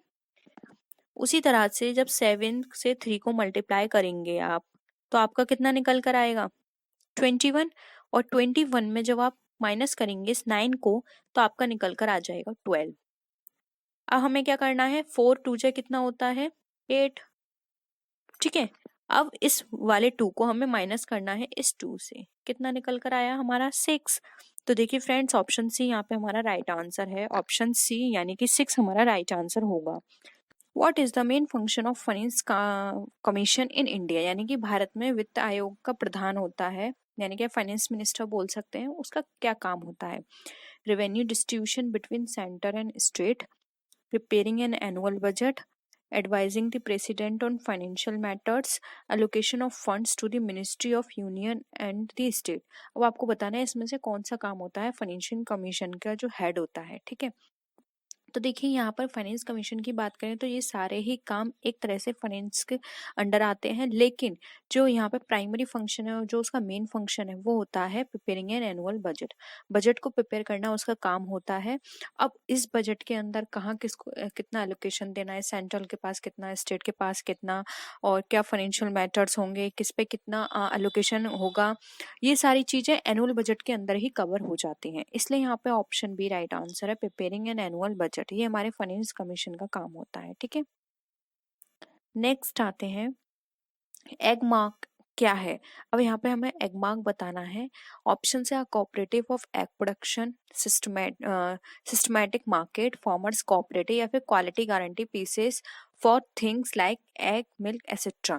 अब देखिए फ्रेंड्स, एग मार्क का मतलब यहाँ पर बात की जा रही है, तो एग मार्क एक तरह से एक ऐसा मार्क होता है जो कि ये बताता है कि ये जो प्रोडक्ट है वो क्वालिटेटिव प्रोडक्ट है, यानी कि इस प्रोडक्ट में किसी भी तरह का कोई भी ऐसा प्रोडक्ट या इंग्रेडिएंट यूज नहीं किया गया है जो कि हार्मफुल हो। एग मार्क ही हमें ये बताता है। ठीक है, तो देखिए यहाँ पर इसका अगर हम बात करें तो राइट आंसर होगा option D, quality guarantee piece for things like egg, milk और एसेट्रा। ठीक है, नेक्स्ट आते हैं, what is the Indian economy in India? हमें इकोनॉमी बतानी है। What is the economy in India? भारत में कैसी अर्थव्यवस्था है? तो बहुत ही सिंपल आंसर है इसका, हम सबको पता है भारत में जो इकोनॉमी है वो हमारी मिक्स्ड इकोनॉमी है। ठीक है, तो यहाँ पे ऑप्शन बी हमारा राइट आंसर हो जाएगा। यहाँ पर हमारे यहाँ जो सिस्टम फॉलो किया जाता है वो होता है for the people, by the people, of the people. ठीक है, तो ये मिक्स्ड इकोनॉमी का पार्ट होता है। अब देखिए यहाँ पर एक बहुत ही इंपॉर्टेंट क्वेश्चन है, आपको इस पर अच्छे से ध्यान देना है। इन 1955 they were nationalized by joining the Presidency Bank of Bengal, Madras and Bombay one banks were also renamed, यानी कि इनका एक नाम रखा गया था। अभी हम इसको अच्छे से डिस्कस करेंगे। What is the name of that bank, यानी कि इन्होंने ये बात करी, प्रेसिडेंसी बैंक थे हमारे तीन, बंगाल, मद्रास, बॉम्बे, इसको नेशनलाइज करके नाम रखा गया था, वो क्या है? तो फ्रेंड्स पहले एक बार अच्छे से समझ लिए। देखिए, बंगाल, मद्रास और बॉम्बे, इन तीनों प्रेसिडेंसी बैंकों को मिलाकर एक बैंक बनाया गया था जिसको बोलते हैं imperial bank of India. Note कर लीजिए अपनी नोटबुक में, इंपीरियल बैंक ऑफ इंडिया कब स्टैब्लिश हुआ था? 1921 में। यानी कि ये तीन बैंक थे, इनको प्रेसिडेंसी बैंक बोलते हैं, बॉम्बे, मद्रास एंड हमारा बंगाल। ठीक है, ये तीन बैंक थे, bank of Bombay, bank of Madras and bank of Bengal. इन तीनों को मिलाकर एक बैंक बनाया गया था 1921 में, जिसको नाम दिया गया था इंपीरियल बैंक ऑफ इंडिया। अब फ्रेंड्स, इस इंपीरियल बैंक ऑफ इंडिया को नेशनलाइज किया गया था 1955 में। अब यहाँ पर इन्होंने पूछा 1955 में नेशनलाइज करने के बाद क्या नाम दिया गया था? Punjab national bank, syndicate bank, state bank of India या पंजाब एंड सिंध बैंक? तो फ्रेंड्स 1955 में जो नाम रखा गया था वो था स्टेट बैंक ऑफ इंडिया। कई बार ये भी क्वेश्चन पूछा जाता है कि स्टेट बैंक ऑफ इंडिया जो है वो कब स्टैब्लिश हुआ था? तो ये 1955 में स्टैब्लिश हुआ था। ठीक है, तो यहाँ पर ऑप्शन सी क्या हो जाएगा? हमारा राइट आंसर हो जाएगा। नेक्स्ट आते हैं, what is the currency borrowed by the commercial bank, कर लीजिएगा, commercial bank to maintain the reservation to assets ratio, यानी कि हमें ऐसी कौन सी करेंसी हम फॉलो करते हैं या बोरो करते हैं कॉमर्शियल बैंक में मेंटेन करने के लिए, जो हमारा असेट्स रेशो होता है। वाणिज्य बैंक द्वारा बट्टा की ओर से आरक्षित संपत्ति अनुपात बनाए रखने के लिए उधार ली गई मुद्रा क्या कहलाती है?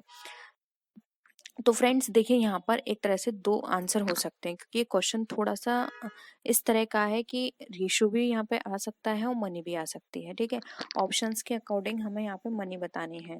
तो देखिए, इसको बोलते हैं रिजर्व मनी।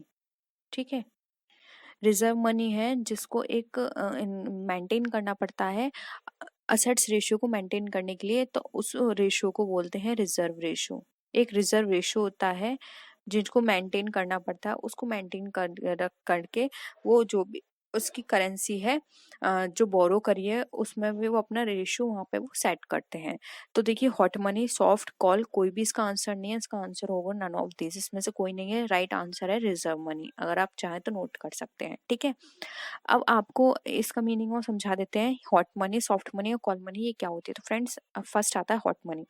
हॉट मनी एक तरह से हमारी उस कैपिटल को रिप्रेजेंट करती है जो कि फ्रिक्वेंटली ट्रांसफर होती है फाइनेंशियल इंस्टीट्यूशंस के बीच में। ठीक है, यानी कि एक तरह से आप ऐसा मानिए, कोई इन्वेस्टर है, उसने एक इंस्टीट्यूशन में इन्वेस्ट किया। ठीक है, अब उसको लगता है कि उस इंस्टीट्यूशन में वहां पर उसे जो उसका इंटरेस्ट मिलना चाहिए वो हाई रेट पर नहीं मिल रहा, तो वो क्या करता है, वहां से अपनी करेंसी को वापस लेके दूसरे इंस्टीट्यूशन में वो इन्वेस्ट कर देता है, वहां से वो हाई इंटरेस्ट चार्ज करता है। फिर वहां से उसे लगता है कि अब यहाँ से ज़्यादा हमें उस इंस्टीट्यूशन में मिल रहा है, तो वो फिर वहां पे इन्वेस्ट कर देता है। यानी कि एक ही मनी को बार बार फ्रिक्वेंटली ट्रांसफर करता रहता है, क्या करने के लिए? अपनी इंटरेस्ट को मैक्सिमाइज करने के लिए। यानी कि उसका जो हॉट मनी में जो मनी है उसका ट्रांसफर क्या होता है, बार बार रिपीट होता है, एक कंपनी में, फिर दूसरी कंपनी में, फिर तीसरी कंपनी में, मतलब जहां उसको लगता है कि इंटरेस्ट है वो वहां पे उसको बार बार फर्दर ट्रांसफर करता रहता है, तो वो हमारी कहलाती है हॉट मनी, फ्रिक्वेंटली ट्रांसफर होता है इसमें। अब आता है नेक्स्ट, सॉफ्ट मनी। फ्रेंड्स इसका दूसरा नाम भी उसको लिख लीजिए, सॉफ्ट मनी को बोला जाता है नॉन फेडरल मनी। ठीक है, अब नॉन फेडरल मनी हमारी कंट्रीब्यूट करती है जो भी हमारे आउटसाइड लिमिट्स होती हैं, उसके अलावा ये जो एक्सपेंड की जाती है।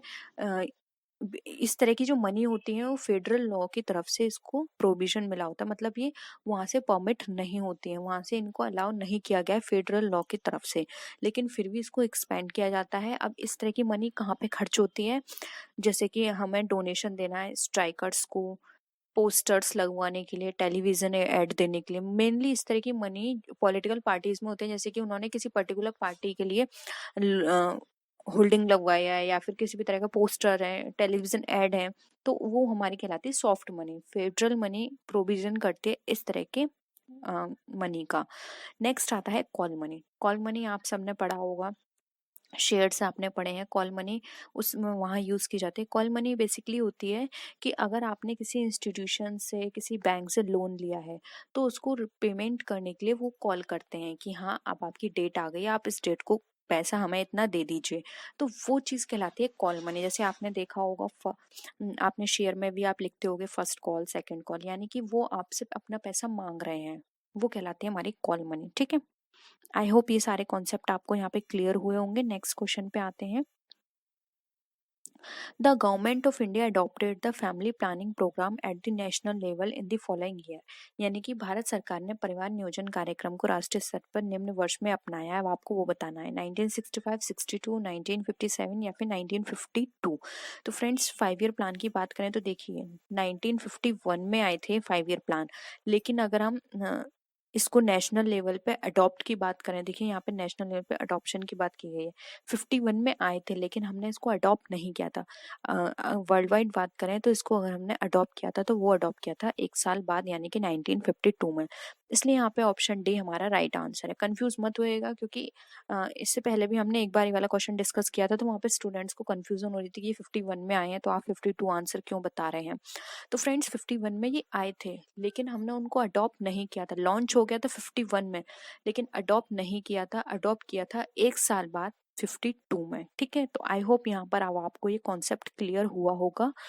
नेक्स्ट आते हैं, in which state is drip irrigation done. अब हमें बताना है जो ड्रिप इरिगेशन होता है वो कहाँ कहाँ होता है। तो देखिए ऑप्शंस के अकॉर्डिंग उत्तर प्रदेश, मध्य प्रदेश, महाराष्ट्र या फिर राजस्थान, ये ऑप्शंस हैं। तो देखिए यहाँ पर अगर इन ऑप्शंस के अकॉर्डिंग बात करें तो महाराष्ट्र इसमें राइट आंसर है। वैसे और भी स्टेट हैं जैसे कि आप नोट कर लीजिए, कर्नाटका और तमिलनाडु। ठीक है, यहाँ पे ड्रिप इरिगेशन किया जाता है। नेक्स्ट आते हैं, मोस्ट इम्पोर्टेंट क्वेश्चन है, ये एग्जाम में बहुत पूछा जाता है friends. Who is the father of green revolution in India. एक ग्रीन रिवोल्यूशन का क्वेश्चन बहुत आता है, एक होता है व्हाइट रिवोल्यूशन का। तो आपको ये बहुत अच्छे से याद रखना है। ठीक है, अब देखिए नॉर्मन बोरलॉन्ग, एम एस स्वामीनाथन, आर के नारासिम्हम या फिर डॉक्टर वर्गीस कुरियन। अब देखिए यहाँ पे ग्रीन रिवोल्यूशन पूछा गया है तो देखिए यहाँ पर आपको कंफ्यूजन होगा। दो नाम है नॉर्मन बोरलॉन्ग और एम एस स्वामीनाथन। तो देखिए अगर हम वर्ल्ड के कॉन्टेस्ट में बात करेंगे तो आएगा यहाँ पे हमारा नॉर्मन बोरलॉन्ग, और अगर हम इंडिया के कॉन्टेस्ट में बात करेंगे तो आएगा हमारा एम एस स्वामीनाथन। तो यहाँ पर हमें इंडिया का पूछा गया है तो राइट आंसर हो जाएगा बी। और अगर ये पूछा जाता है who is the father of green revolution of world at world level, इस तरह से क्वेश्चन आता है तो वो होंगे नॉर्मन बोरलॉन्ग। सबसे पहले नॉर्मन बोरलॉन्ग ने दिया था लेकिन इंडिया में ये कॉन्सेप्ट लेकर आए थे एम एस स्वामीनाथन। ठीक है, इसलिए इस क्वेश्चन के अकॉर्डिंग हमारा राइट आंसर है बी। अब यहाँ पर देखिए ऑप्शन में आपको वर्गीस कुरियन भी दिया है तो ये यहाँ पे नोट कर लीजिए, ये है व्हाइट रिवोल्यूशन के। वैसे बहुत सारे रिवोल्यूशन से मैं आगे आपको करा दूंगी। अगर आप सेपरेट वीडियो चाहते हैं तो सेपरेट वीडियो भी प्रोवाइड मैंने ऑलरेडी करा दी है, लेकिन आप अगर चाहते हैं तो हम एक बार रिवीजन कर लेंगे। फ्रेंड्स यहाँ पर जो फादर पूछे जाते हैं वो सिर्फ 2 रिवोल्यूशन के फादर आते हैं एग्जाम में सबसे ज्यादा। एक आता है ग्रीन रिवोल्यूशन, बहुत ही इंपॉर्टेंट है, और साथ में आता है व्हाइट रिवोल्यूशन के। तो आप याद कर लीजिए वर्गीस कुरियन व्हाइट रिवोल्यूशन के फादर हैं। ठीक है, ये 2 के नाम बहुत पूछे जाते हैं। और ये भी पूछा जाता है जो व्हाइट रिवोल्यूशन है वो किससे रिलेटेड है, तो आपको ये भी पता होना चाहिए। ठीक है, नेक्स्ट आते हैं, what is the total value of goods and services produced in a country in a given time period। यानी कि किसी निश्चित समय अवधि में किसी देश में उत्पादित वस्तुओं और सेवाओं के कुल मूल्य को क्या कहते हैं। अब देखिए यहाँ पर एक बार पहले हम ये सारे टर्म्स समझ लेते हैं, जैसे कि ये है disposable income, national income, per capita income या फिर नेट नेशनल इनकम। तो देखिए फर्स्ट आता है disposable income. Friend disposable income वो इनकम होती है जो कि हमारे पास रिमेनिंग होती है, यानी कि हमारे पास जितने भी टैक्स के डिडक्शंस हैं वो डिडक्ट करने के बाद जितने भी सोशल सिक्योरिटी चार्जेस हैं, सारी चीज़ें जितना भी हमारे पास इस तरह के खर्चे हैं वो सब देने के बाद जो हमारे पास रिमेनिंग अमाउंट बचा है हमारा सेविंग के लिए या फिर ये बोल सकते हैं स्पेंड करने के लिए, एक्स्ट्रा एक्सपेंड करने के लिए, वो हमारी डिस्पोजेबल इनकम कहलाती है। ठीक है, फॉर एग्जाम्पल जैसे कि हमें किसी चीज का रेंट देना है, वो तो हमारे लिए कंपलसरी है। ठीक है, हमें कहीं की फीस देनी है, कोई टैक्स देना है, कि कोई पॉलिसी का प्रीमियम देना, ये सारे कंपलसरी हैं। अब इन सबको देने के बाद जो हमारे पास पैसा बचता है, यानी कि उसमें से अब कोई खर्चा ऐसा नहीं होना है, वो जो पैसा बच रहा है, अब वो चाहे हम बाद में उसको सेविंग पर्पस से रखें, चाहे बाद में हम अपने ही ऊपर किसी और पर्पस से उसे यूज करें, वो अलग लेकिन इस तरह के खर्चों के बाद जो हमारे पास अमाउंट बचता है वो हमारा डिस्पोजेबल इनकम कहलाता है। आई होप ये कॉन्सेप्ट क्लियर हुआ होगा। नेक्स्ट आते हैं नेशनल इनकम पर। तो फ्रेंड्स, नेशनल इनकम हमारी वो इनकम होती है जो कि हमने किसी भी कंट्री के अंदर जो हमने टोटल अमाउंट अर्न किया होता है, वो हमारी नेशनल इनकम कहलाती है। पर कैपिटा इनकम की बात करें तो पर कैपिटा इनकम हमें बताता है एवरेज इनकम, यानी कि पर पर्सन की कितनी इनकम है, यानी कि टोटल हमने क्या ले लिए, नेशनल इनकम ले ली, फिर हमने ले लिया टोटल पॉपुलेशन, उसका हमने एवरेज निकाला, तो हमारे एक व्यक्ति की आय निकल कर आ गई कि एक पर्सन की आय कितनी है। वो एक पर्सन की आय या एवरेज इनकम जो होती है वो हमारी पर कैपिटा इनकम कहलाती है। नेक्स्ट आता है नेट नेशनल इनकम। तो फ्रेंड्स, नेट नेशनल इनकम में हम जब अपने नेट नेशनल प्रोडक्ट में से इनडायरेक्ट टैक्सेस सारे माइनस कर देते हैं तो वो हमारी नेट नेशनल इनकम कहलाती है। आई होप अब ये सारी चीजें आपको क्लियर हैं। ठीक है, अब आप क्वेश्चन एक बार फिर से पढ़िए। What is the total value of goods and services produce in a country in a given time period. अब इसके अकॉर्डिंग आपको यहाँ पे कौन सा लगता है? तो देखिए, डिस्पोजेबल ये नहीं हो सकता, पर कैपिटा नहीं हो सकता और नेट नेशनल इनकम नहीं हो सकता, क्योंकि यहाँ पे इनडायरेक्ट टैक्सेस की बात नहीं की गई है। तो यहाँ पे राइट आंसर क्या होगा? ऑप्शन नंबर बी, जो कि हो जाएगा हमारा नेशनल इनकम। नेक्स्ट आते हैं, which one of the following function in an economy is not included in the work of the central bank, यानी किसी अर्थव्यवस्था में निम्न में से कौन सा ऐसा कार्य है जो केंद्रीय बैंक में कार्य के रूप में शामिल नहीं होता? Act of foreign currency, monetary policy control, government spending control, या फिर एक्ट एज बैंकर्स बैंक। अब हमें इनमें से बताना है। तो फ्रेंड्स, इसका आंसर आपको मुझे देना है। एक ये क्वेश्चन आपके लिए होमवर्क के लिए, ठीक है? तो आप इसको नोट कर लीजिए, और अगर आपको भी इसका आंसर पता है तो आप कमेंट सेक्शन में या फिर लाइव चैट में दे सकते हैं इसका आंसर। ठीक है, एक आपके लिए होमवर्क के लिए है। एक और क्वेश्चन डिस्कस कर लेते हैं friends. What is brown revolution called, यानी कि जो भूरी क्रांति है वो किसे कहते हैं? Development of water industry, development of marine product, development of milk and milk product, या फिर development of food processing and soft drink industries. तो देखिए, यहाँ पर बात की जा रही है ब्राउन रिवोल्यूशन की। तो देखिए यहाँ पर इसका जो राइट आंसर होगा, ब्राउन इंडस्ट्री जो होती है वो हमारी बेसिकली हेल्प करती है बहुत सारी चीज़ों में, जैसे कि लेदर हो गया, कोकोआ हो गया, ऑर्गेनिक फार्मिंग हो गई, और सॉइल की क्वालिटी इंप्रूविंग की बात हो गई। तो इन सारी चीज़ों में ये काम की जाती है। ठीक है, इसलिए यहाँ पर ऑप्शन डी हमारा राइट आंसर है। एक बार अगर फ्रेंड्स हम एक बार यहीं पे जल्दी से डिस्कस कर लेते हैं, फिर आप और गूगल देख लीजिएगा। देखिए, ब्लैक रिवॉल्यूशन नोट कर चलिए, मैं आपको जल्दी जल्दी सारी चीजें बता देती हूँ। एक है हमारा ब्लैक रिवॉल्यूशन, ये किसके लिए होता है? ये पेट्रोलियम के लिए होता है। ब्राउन की हमने बात कर ली, ग्रीन की बात कर ली। ग्रीन रेवोल्यूशन होता है हमारा एग्रीकल्चर के लिए, नोट कर लीजिए, ग्रीन है हमारा एग्रीकल्चर के लिए।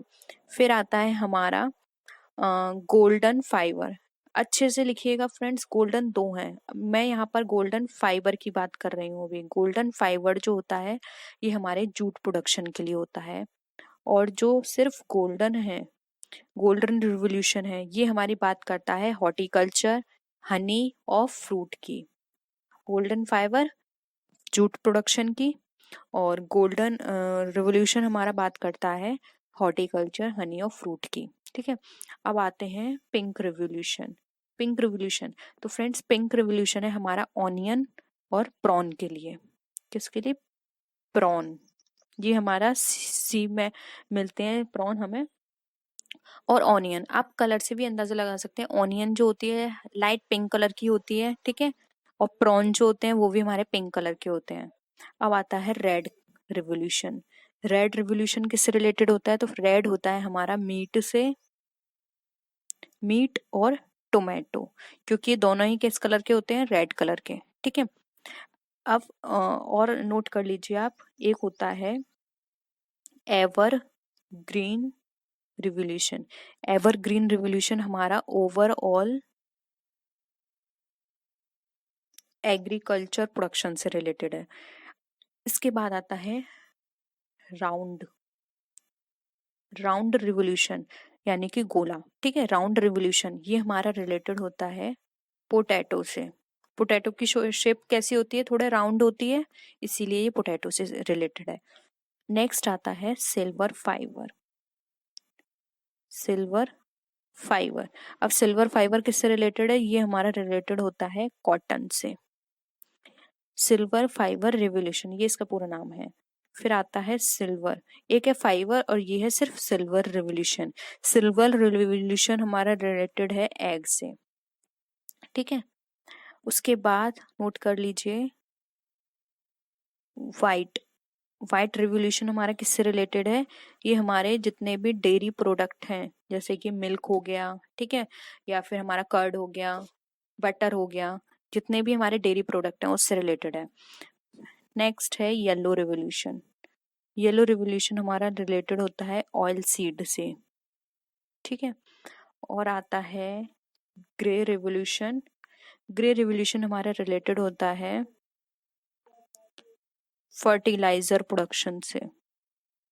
ठीक है, तो ये थे कुछ रिवोल्यूशंस। ये आपसे इस तरह से पूछे जा सकते हैं, बहुत ज्यादा टफ नहीं है क्योंकि मोस्टली तो सारे ऐसे हैं जो आप कलर से अंदाजा लगा सकते हैं। जैसे ऑयल सीड्स हमारे किस कलर के होते हैं, येलो, इसलिए येलो है। टोमेटो हमारा कैसा होता है, रेड, तो रेड रिवोल्यूशन से है। प्रॉन हमारे किस कलर के होते हैं, लाइट पिंक, इसलिए वो पिंक रिवोल्यूशन है। इस तरह से आप याद कर सकते हैं। फादर मैंने आपको बता दिया, सिर्फ दो के पूछे जाते हैं, green revolution and white revolution.